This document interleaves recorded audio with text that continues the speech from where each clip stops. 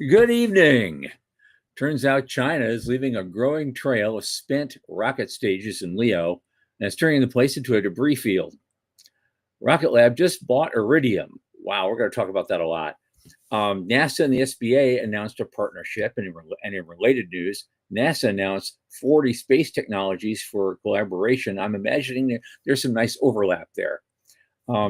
A German company intends to raise 510 million euros to boost their capacity and invest in rockets. More sovereign stuff coming up. NASA is paying 30 million to rescue the aging Swift telescope, and what they're doing might actually have some use elsewhere. Canceled Artemis contracts have now reached 5.9 billion, and a chunk of that money has already been spent, and the hardware's been delivered, and now there's nowhere to go. Rocket Lab got a NASA contract for 3 launches from New Zealand. Firefly just bought the AI firm that landed the Blue Ghost successfully on the moon. NASA announces winners of their 2026 Lander Challenge. These are all colleges and universities.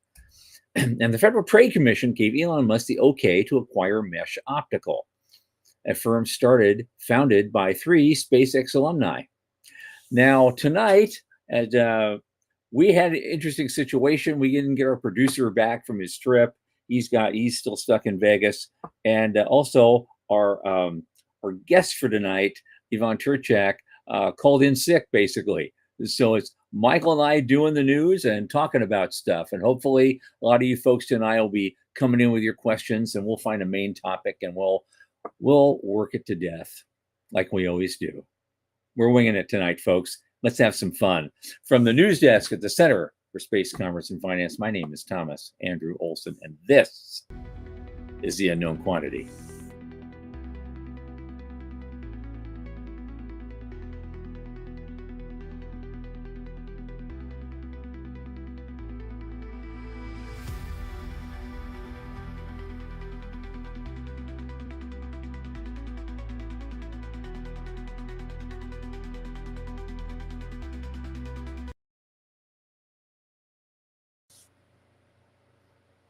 And as you know, this program is brought to you by the Center for Space Commerce and Finance. What do? We champion and strengthen emerging space startups and space-adjacent enterprises worldwide through advisory, access, and advocacy. Our legendary pitch events and world-class boot camps fortify startups to be better investor-ready.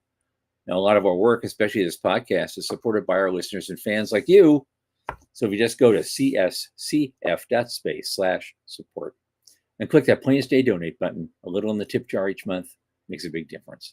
Don't forget to like and subscribe and tell your friends. Speaking of friends, my oldest space friend, Michael Lane, who just finished his new Eye in the Pyramid painting, is here with me. Michael, come on in, man. Hey, how's things? Good. You paint those things all the time. I think you're selling them at the farmer's market, right? To raise a little money for Liftport. Right, exactly. Yeah. How's things? What's going on? Oh, it's okay. The usual typical summer thing here. It's 95 and swampy, and then we have a huge gully washer rainstorm late in the afternoon, which makes it 100% humidity afterwards for a while. And everything, even the bamboo, which are kind of growing up pretty robustly now, is like bending over and sad and sagging. Oh my God, I couldn't take it rain too hard. I can't take this. So.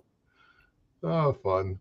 Yeah, it's gray and cloudy. I haven't seen the sun all day. It's just had this perpetual overcast since the moment I woke up this morning. But that's Seattle. Seattle in June, days before the 4th of July. Do you have any plans for the 4th? Not really. Yeah. No. Okay. I'm just hanging out. Yeah. There's been so much on my plate. I finally sat back and thought, the semi-quincentennial is coming next weekend, and I don't have a plan in the world. All right. It's funny because I got, I could do pretty much whatever, my fancy, because I'm old enough to remember the bicentennial. Sure. Yeah. And back then I was a young lad of 22, and I had $3 in my pocket.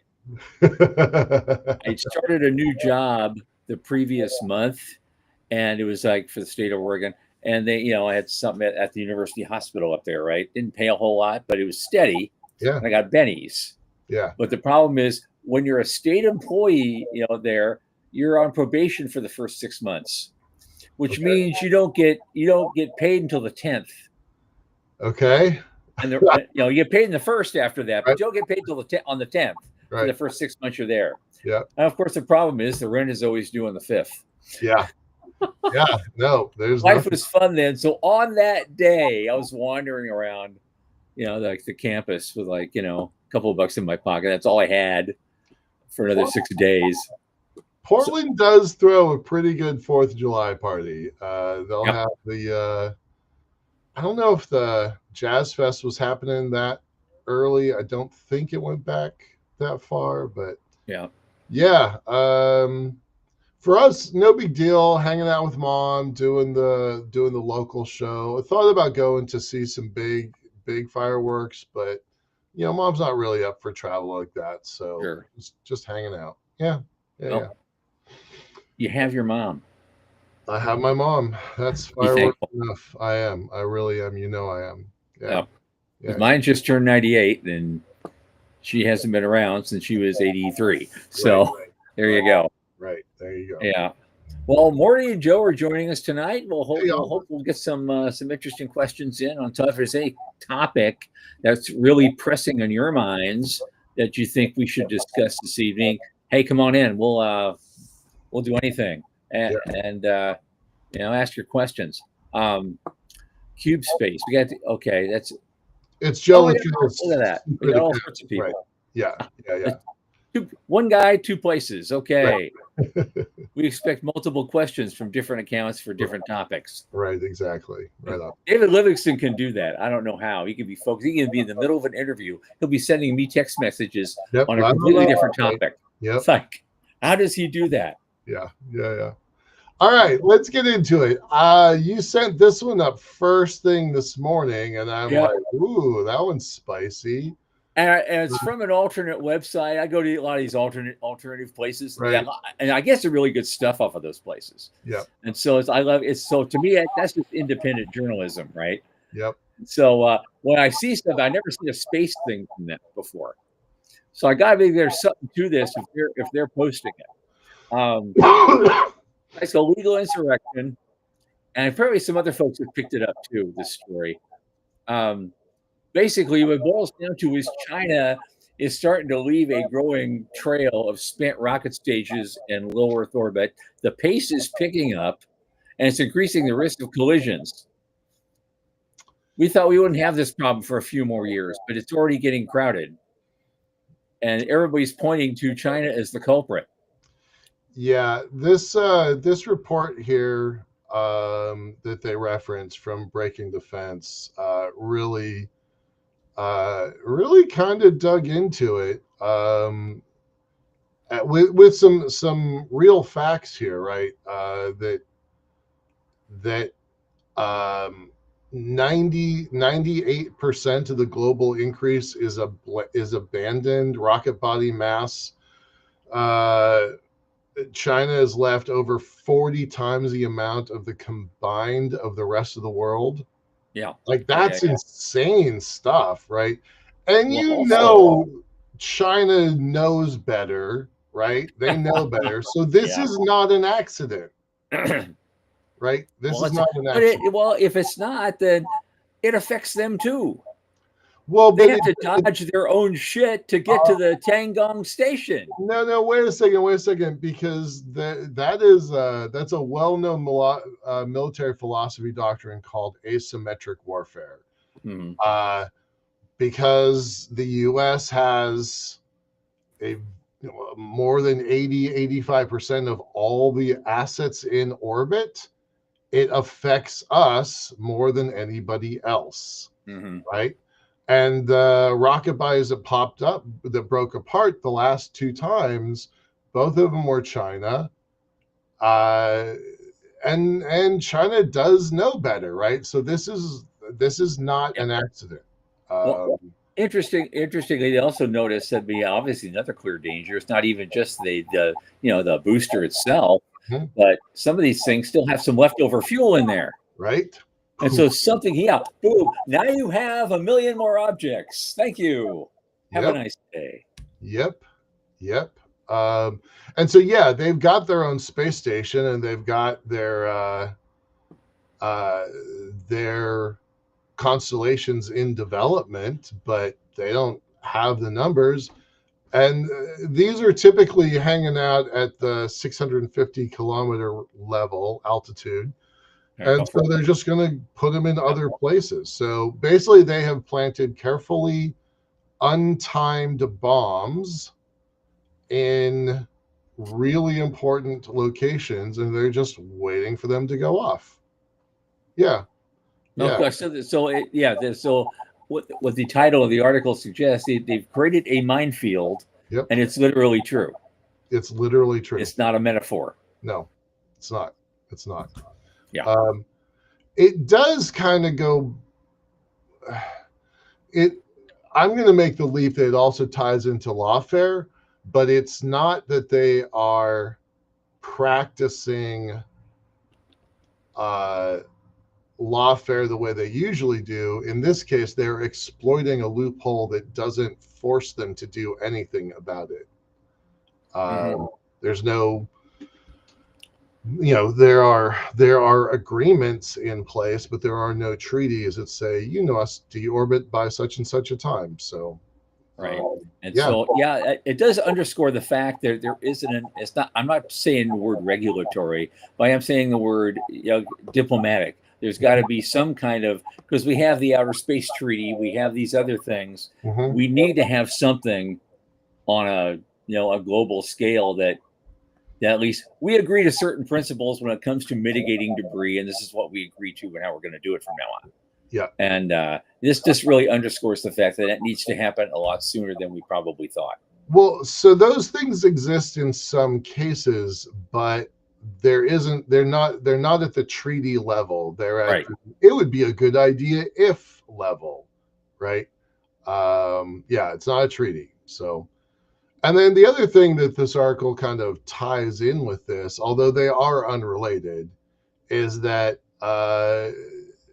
China has a space plane that acts a lot like our X-37B that goes up and deploys things for the for Space Force, and so they've got one that has let 9 different little things loose that we don't know what they are or what they're I just saw that report. That one of those got out there and deposited something in orbit and then went away. So but we do that stuff too. Our own X-37 does that stuff too. We don't know what classified payloads they're sending up there.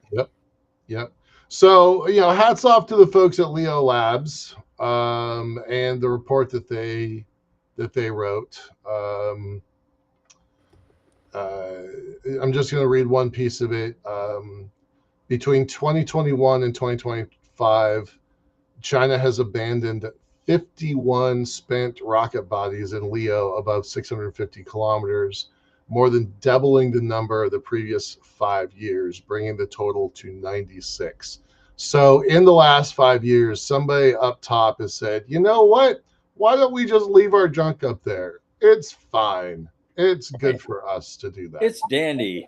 Well, but no, it's more to the point. It is good for us to do that, right? So, don't love that. I got into some of the comments, by the way, which are quite entertaining. I don't usually read the comments, but some are pretty good. But then, somebody's like, oh, just create a tractor beam like in Star Wars, which I thought was pretty entertaining. But the other one is like, look, go make a debris capture company and just do that, except those items are still technically the domain of the People's Republic. So you actually start an international incident by taking them. But there are already international treaties and laws regarding salvage rights. Could you make the legal case that you can extend that to space? It's abandoned Those material. haven't been tested yet, so Yeah, well, maybe it's you got to have a pile of money to build the spacecraft to go grab them, and then you need a pile of money to defend yourself in the international court systems. Yep. Yeah. Yeah. Maybe that one outfit we talked to a long time ago, maybe that's why we're not hearing much from them right now, because they're discovering that themselves. Before we move on from this topic, though, I want to just offer a little aside, a little, maybe you check this out. If you got your phone, go find an app called Skyview. Now, the free app doesn't do it's called Skyview. The free app doesn't do a lot. Yeah. But the paid app, the paid version, it's a whopping $3, right? Yeah. Okay, the paid version, in addition to showing you where all the planets are and all the constellations are and certain very bright stars, it also shows the positions of every piece of orbital debris that's being tracked somehow. And it'll show you an image of this, like a spinning booster, and you'll click on it, and it'll go, "Oh yeah, this is a certain Atlas rocket or Atlas booster that was first launched in 1963, and it's still orbiting. And here's something from '88 that was cast off from the shuttle. Here's some other thing that was going on, and there's tons of this stuff. It's all over the place. It's like a rash on the screen, but it's entertaining to look at some of these things. Yeah. It is pretty neat. I actually did do that one time after the show and got the app. It is pretty cool to show that stuff off. Yep. All right, let's move on to next up, guys. Next up, this is huge. Yep. This is huge. Rocket Lab buys Iridium. This is definitely my favorite story of the week. All the other stuff I could ramble on about this one for a while. Yep. But let me get this link in the chat there and then share it. I'm doing better at finding links that actually link to something. So if it says Reuters or Space News, I just scroll on by now. Sorry. Yeah. So this Rocket Lab deal is a big deal. First of all, Iridium has been around since the earliest of the 90s. They were funded originally by Nokia. It went bankrupt. It came back to life. It went bankrupt again. It came back to life, and it went bankrupt again. It was seriously the fourth time it came online, and it was billions of dollars, $2 or $3 or $4 billion back in 1995 money to build the original Iridium network. Right. So essentially, with this deal, they broke even. I think I don't know what the earliest investors are doing with it, but I think this is a great deal for both Rocket Lab and Iridium.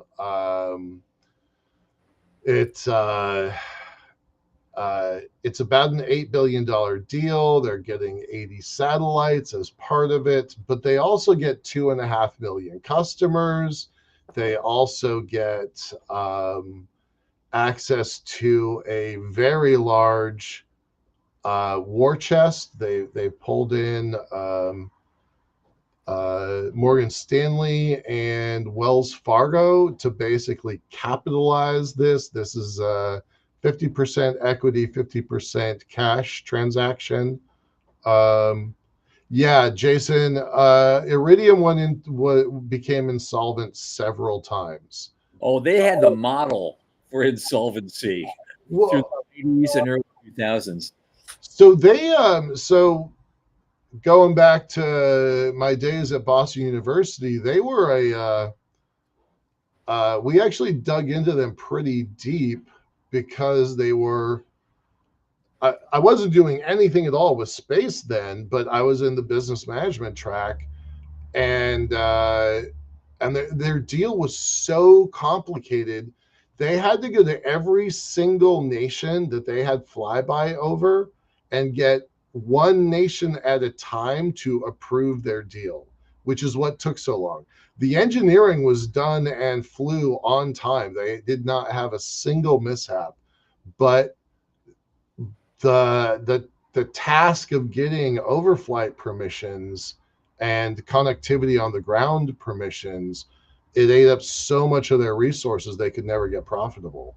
That was version 1 and version 2 of Iridium. So yeah, Jason, they definitely had some they had some bad days, but so far as I know, they've been profitable for quite a while now. Not massively, but adequately. Hence the $8 billion valuation. But that's $8 billion in US dollars today.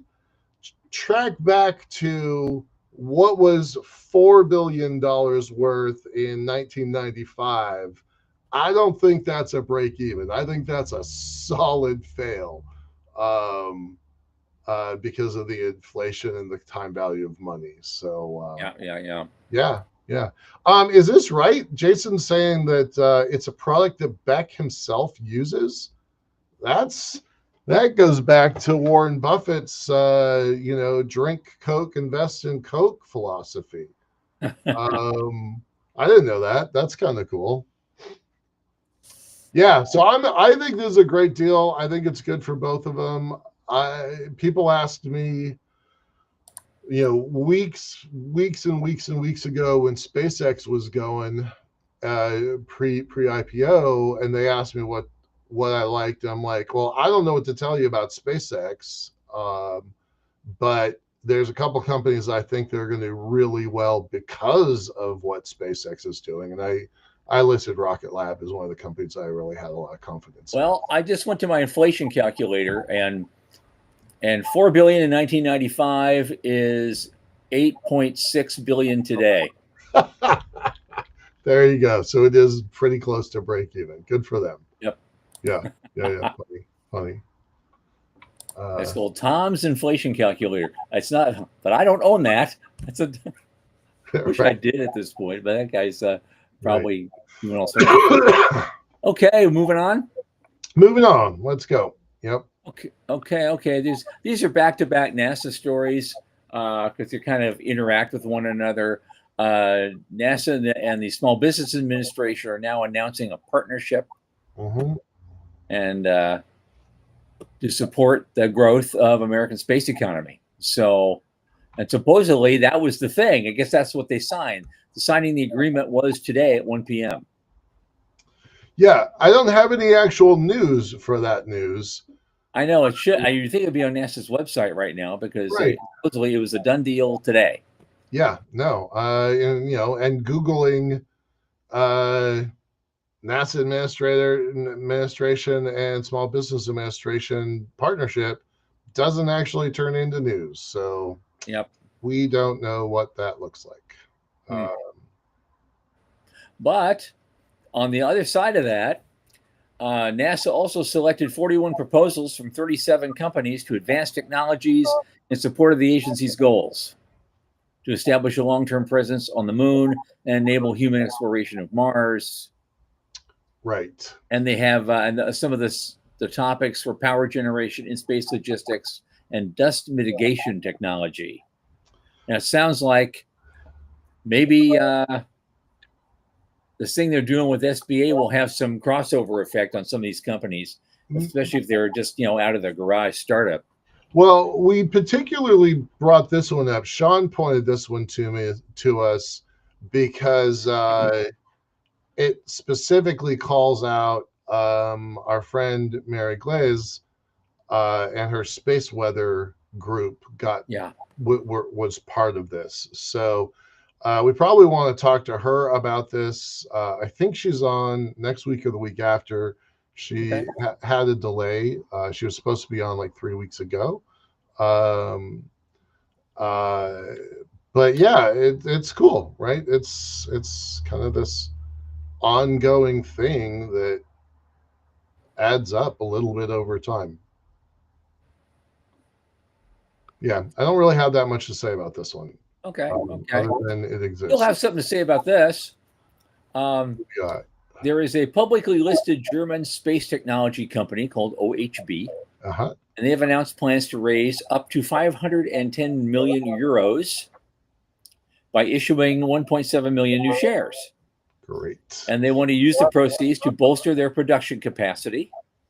And they also want to fund planned acquisitions, investments in launch vehicles, and what they call future tangible projects.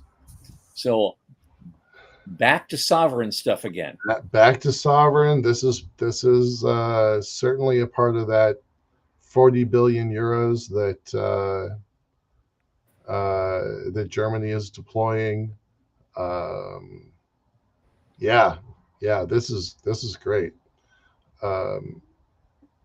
We've mentioned this European Space Agency, European Launcher Challenge at least 6 times.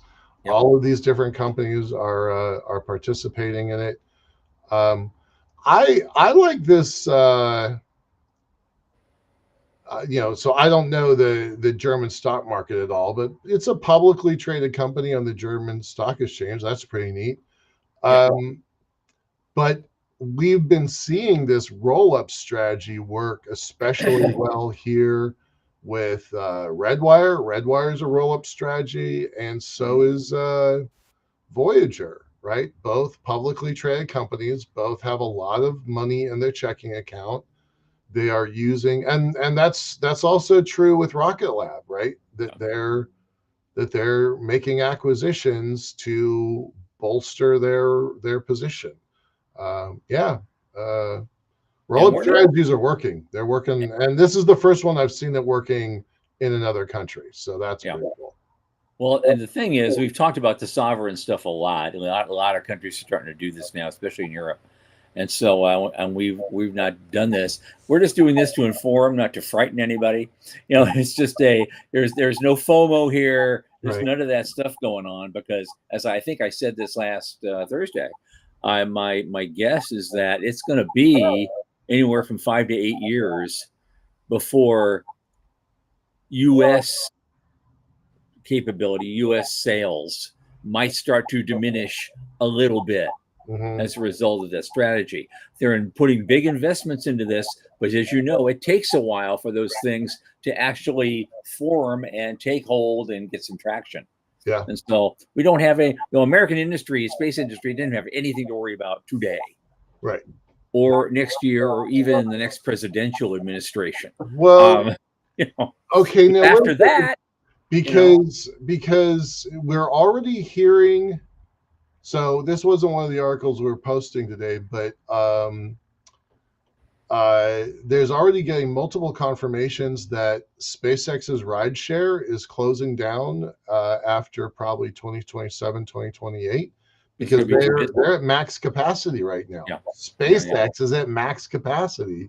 And now if you add in Rocket Lab using their own Iridium network satellites going up, Iridium might be at max capacity, and we've already seen that Blue is using other people's rockets as it rebuilds its launch pad. So it's also at max capacity. Yep. We might actually not have enough rocketry capacity in the world soon, and that is going to start driving prices up. It will. It will. But also, I like the idea that they picked up Iridium because they now want to get into the constellation market. Mm-hmm. It's becoming a busier and busier sky every way you look at it. Yep. Jason gives us another little tidbit here. With the addition of Iridium plus their other stuff, they now have the second largest constellation in the world. I didn't think Iridium's was that big. I thought Planet Lab was the second biggest, but I might be wrong about that. So I would look into that a little bit. But they're up there for sure. Yeah. Iridium was named because of the number in the atomic table, the periodic table. And so whatever that 76 or 66, whatever that number is, that's how many satellites they originally had, but they have more than that now. Mm-hmm. Yep. Well, cool. OMB. I don't know anything about them as an international And that's the corporation. other fun part about doing this gig, because we're always coming up across these companies that raise hundreds of millions of dollars, and we've never heard of them before. Yeah, half a But billion. we're hearing of them now. It's like everybody's in stealth mode until, Right. Right on. All right. Let's move on. We're at the halfway mark there, buddy. So we got tons of extra stuff, and it's 8:30 already. Yeah. So we're good. Dude, we got 30 minutes. I think we can do this. For all you people that came in looking for a show, I want to apologize to you again in advance. Those of you who arrived, our producer is still stuck in Vegas, and our guest tonight called in sick. So rather than play a rerun, Michael and I just thought we have all these news items. Let's just wing it and have fun. And you guys can chime in any way you like. And glad to have you. And Veronica just arrived. Hi, Veronica. Hey, Veronica. Hi, Jonathan. I've seen. Said hi to Jason. I know Morty's here, and Joe and Terrell. I'm gonna post up Jonathan's here. Projecting the next 10 years of space-based on the preceding 10 years won't work. Competition for the EU, it'll happen quickly. So yeah, I agree. Yeah, you can't use the past as a crystal ball for the future, not anymore. Well, I'm not looking at the past as a crystal ball to the future. I'm looking at actual times from our experience that people spend, they get the money, they start developing stuff, and then they launch 5 years later. Right, yeah. That fundamental has not changed. Nope, it's still hard. And so that's why I'm not seeing a huge threat to U.S. industry. And I'm still not seeing a threat to U.S. industry. You know why? Because we are America, and we have the best entrepreneurial culture and risk-taking culture in the world. We adapt, we pivot, we move around. We create workarounds, we do other things, and we've been doing it that way for 100 plus years. Yeah. So I'm not concerned. Yeah, it's going to be interesting. I don't know what the number of SpaceX clones that are coming out of China is. It might be 4 or it might be 6. I sometimes get the names of some of those confused, but India is working on a SpaceX clone. But Israel is also having a lot of problems. I've seen a whole bunch of stuff. I passed by. Basically, it was all Israel, because they're having some setbacks, some stuff that they're working on, including their first manned mission may be pushed back another year. Oh, drat. Yeah. But there's so much of it. I didn't know, what to pull out and what I shouldn't. And so that might be a special topic some other time. And maybe we should think about that, stuff like that. Yeah. And Joel Trellis, I think, is right when he says launch is an extreme bottleneck, and it's only going to get worse. We need these new rockets 2 years ago. Right? Yeah. Well, you know what? I mean, Elon is building the factory. He wants to build a Starship factory that'll just be cranking them out multiples per week. Yep. New ones. Yep. And so I'm sure they're going full steam on that since the IPO. Yep, for sure. Let's go. Let's talk about this NASA one. So this $30 million for its first of a kind rescue. We talked about that last week with the Swift telescope and relativity. But this article has kind of more information than we were getting before. It has some meat to it. Oh, sorry, I said relativity. I meant catalyst. Yeah.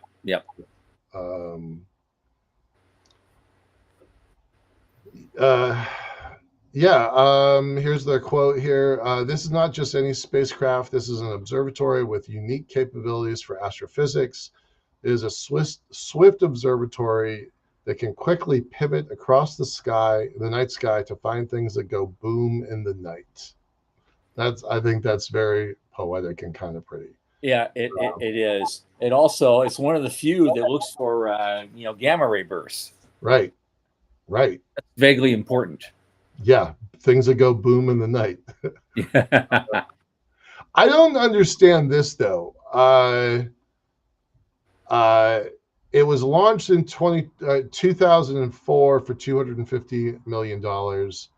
And so they're going to go up and rescue it. Is that the plan? Is that what I'm seeing here? Um, Reboost it. Hmm. Is that the basic idea? That's the basic, rendezvous and reboost it. Because if you can do that, then I know that Isaacman was really interested in reboosting Hubble.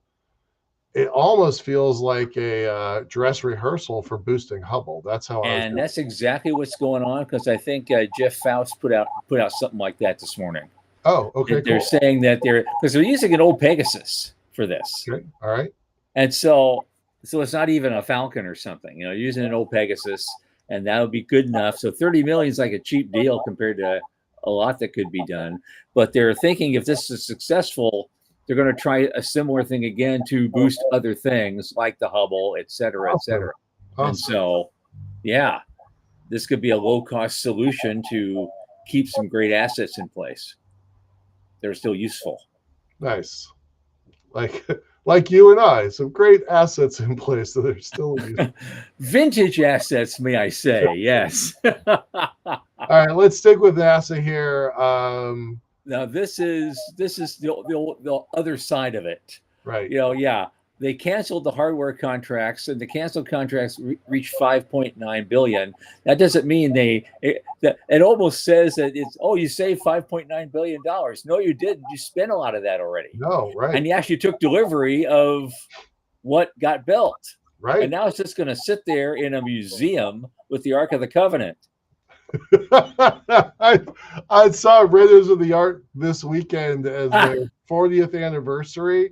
Uh-huh. So much fun. Yeah. And I'm sorry, this is a personal aside here. So we went to the symphony, the Seattle Symphony. So you had the live orchestra on the bottom and the movie up on the screen above. And so you were getting this kind of symphonic experience, but also the great movie. And it was funny because there were a bunch of kids, and maybe in their early 20s, their parents had probably dragged them along to this thing, and they were trying to dissect the movie without all the context of it, like the cultural context of it. But it was great to see it. It was great to see it this weekend. And yeah. Although rightfully, Joe Luttrell says the plan is to boost this and continue working. But, we need more of these telescopes, not just a boost to an old one. Right. Yeah. And I would remind him that Nancy Grace will be launching this year. Right. We are. Yep. So, yes. One more. We're going to get one more. I don't know about after that. Oh, we'll definitely have a telescope on the far side of the moon for sure. That would be that's the next great telescope. That would be absolutely insane. Mm-hmm. Yeah. But it's just amazing that some of these things, they could cancel the contracts before they got delivery. It's just, my God. So it's just gone. It's gonna sit somewhere. Yeah, and the picture they showed of Jared Isaacman, he didn't look happy at all in that little video. God, poor guy. You're in charge of something that you had no control over. Yep. And it's just gonna be bad press. Like there's no way around it. So yeah. I don't know. I hope that some of these things are in fact useful, but how do you even get them out? Like once they're in the warehouse with the Ark, how do you get them out of that warehouse? Send a letter like, hey, I heard you build a pretty cool module. You want to sell it? Like, you want to put it on eBay? I don't know what you do with it. Some Russian oligarch buys it, right? Oh, yeah. Or Liftport, or one of the roll-up strategy companies. You better start. Yeah, I guess we better start digging in now to find out what might be useful later, because you'll see it on eBay 5 years from now for a fraction of the original cost. Right. All right, let's move on. What do we got here? Oh, more Rocket Lab stuff. Yep. Yeah, we can. We don't have to go into detail over this one. I thought Rocket Lab wins again. They just bought something, and now they're going to launch Sun and Earth Sciences missions from New Zealand, under a NASA contract. I thought was kind of, and they're all taking place next year. I don't really have anything to add to this. We've kind of already talked about.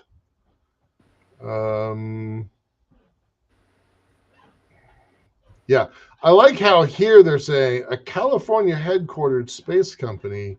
Boy, they play that game a lot, right? Well, sometimes they're New Zealand, and so they connect into the European Space Agency, and sometimes they're American, depending on which news article you're reading. Yeah. Or which contract they're getting. Craigslist. Jason's like, we're going to see all those spare parts. Yeah, I know. Well, Jonathan Connell says they keep them perfectly. There's a space shuttle bay school bus thing, human rated, still in perfect condition somewhere. Well, it's called Buran. Right. Yeah. Right. Yeah. It actually flew once. Yeah, it would be pretty great to just like line these things up, get the keys to what's that thing called?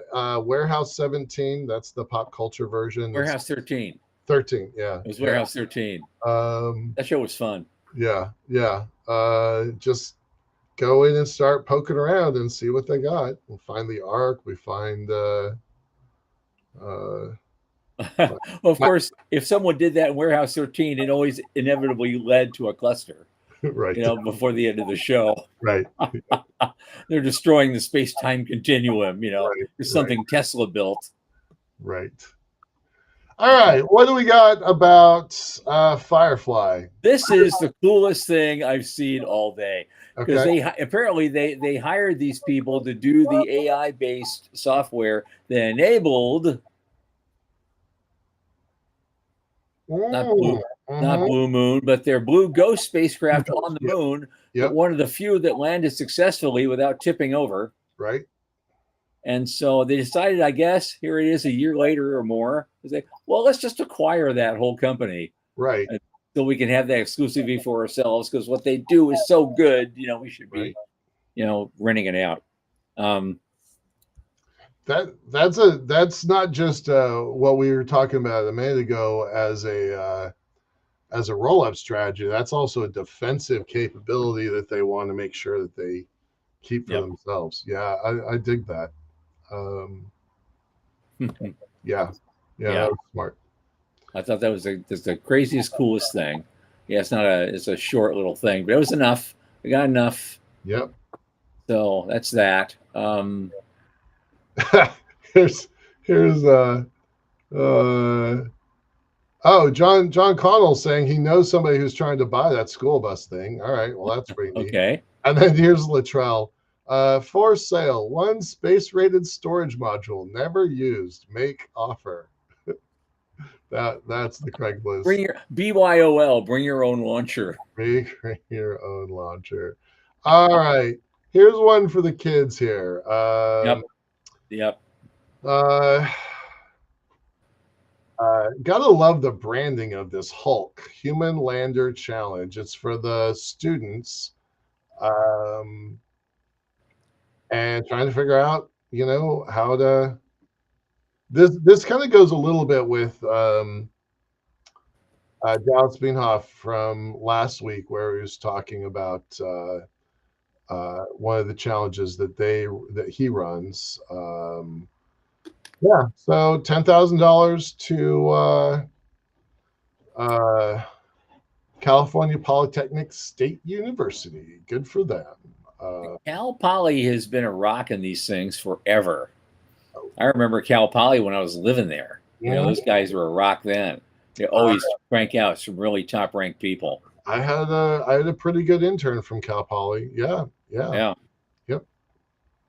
Is that in Santa Barbara? Am I Yes, remembering the same place? I Yeah. believe so. Yep. Either that or is it SLO? I don't remember. I don't remember. Yeah. They're like right next, pretty close to each other. So Yeah, yeah, yeah.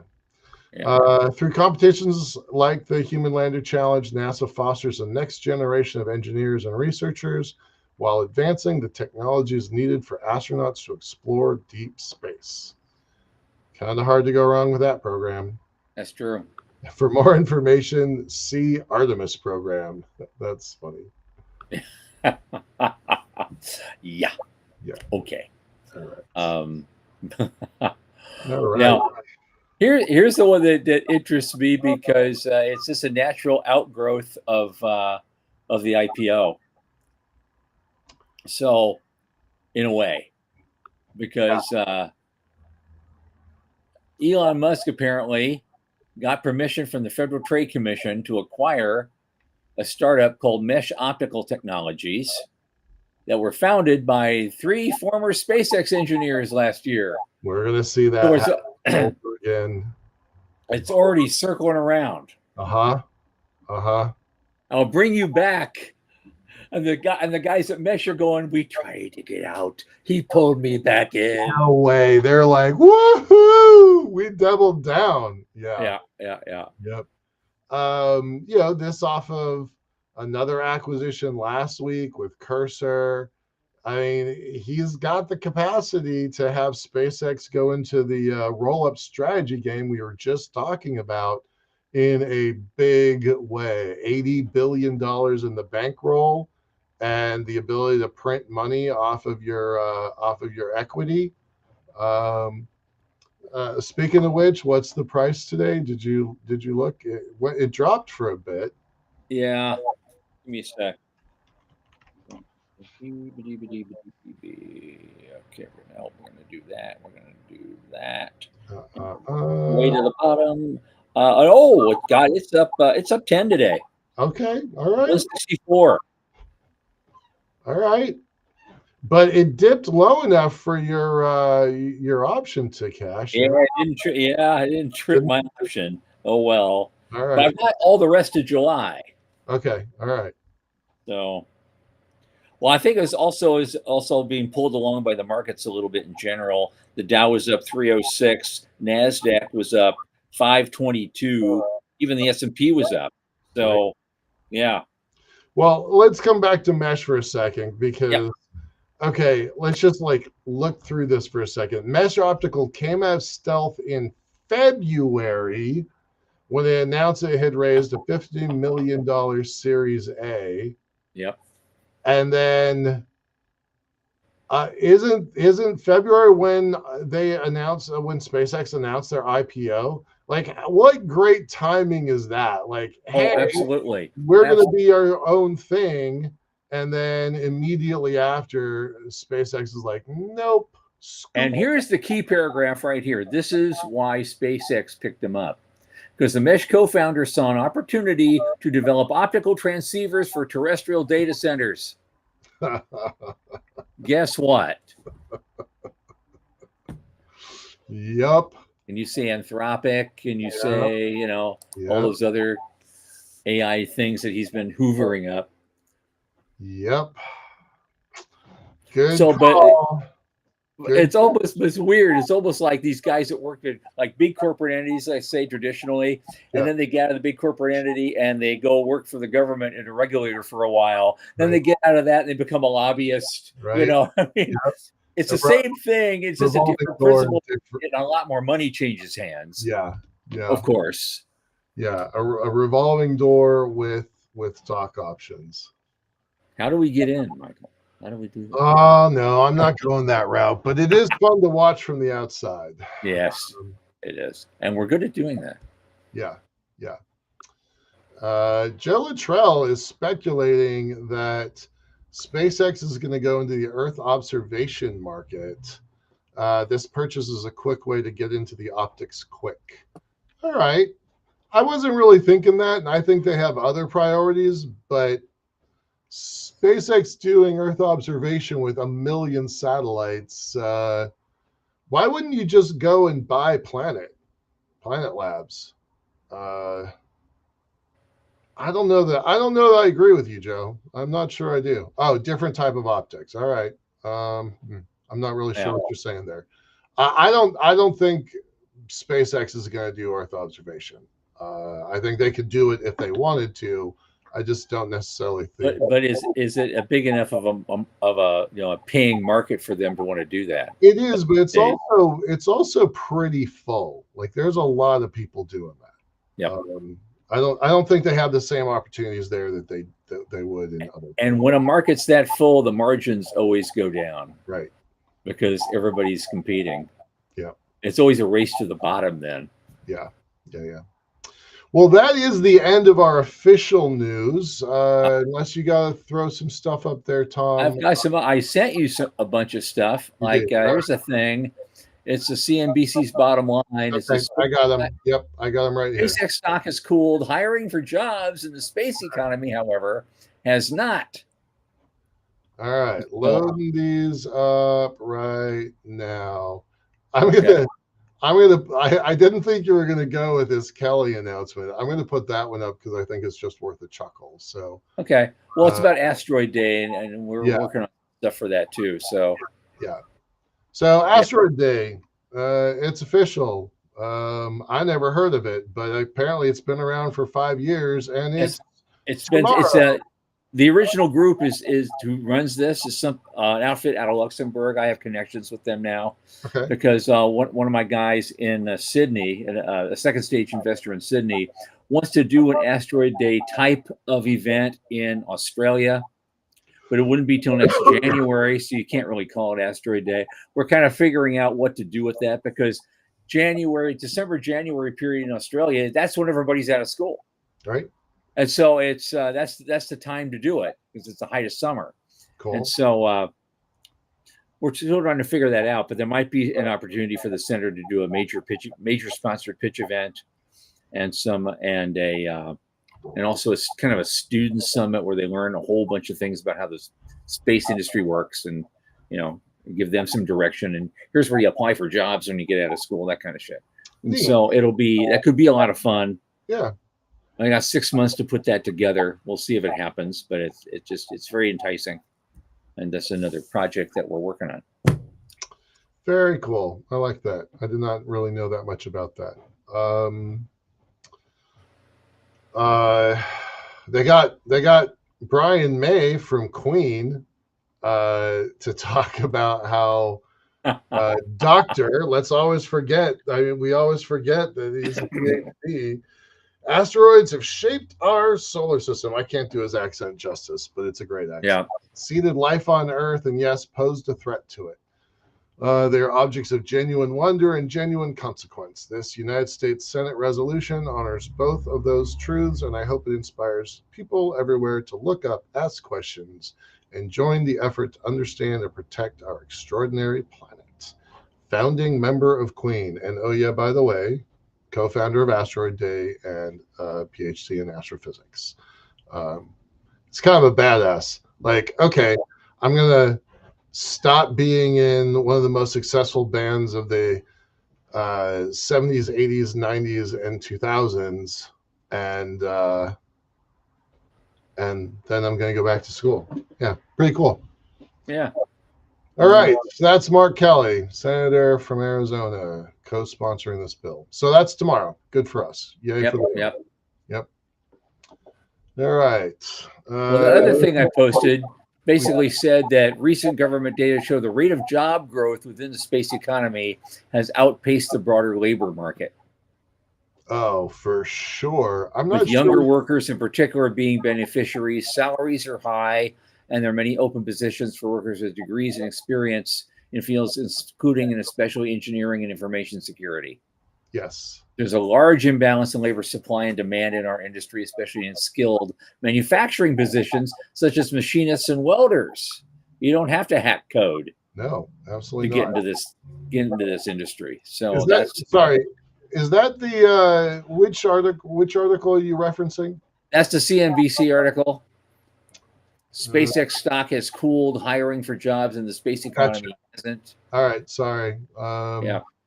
Not quite as organized on the back end of this one. All right. Yes. Yeah. Washington State, Stan Scholl keeps a running track record, and we are missing thousands of jobs, right? 1,500, 2,500, something like that, unfilled positions in Washington State. And it's such a big deal that the state of Washington hires an economist to track that stuff. So, yeah, that's the only one I can speak of with authority. But Yeah. yeah, it's kind of a big deal. Yeah. What else did I have I thought was interesting? Well, with some guy, I don't know if Forbes says that the Starship could spark explosion in space tourism. You know, but it's that feels like an agenda article. I'm just going to call it what I yeah, think it is. yep, Uh, absolutely. But you know, it's Forbes. How often do they talk about this stuff? It's interesting. But they go on and on and on about not a lot, and so yeah, Forbes is not the org it used to be. I'm just going to politely say that. yeah, There's a lot of paid positioning here, for people who don't really know that much about this industry. Surprisingly, the New York Times did a really interesting article on exactly this topic a couple days ago, but we didn't cover it. But they had an outline of just how many people have flown, and they broke it down by Axiom and Blue and Virgin, and they had good things to say about Virgin, which I was surprised at, and I was very surprised at the comments about Axiom, because Axiom has raised $1 billion in fees with their 20 astronauts, which I was very surprised at.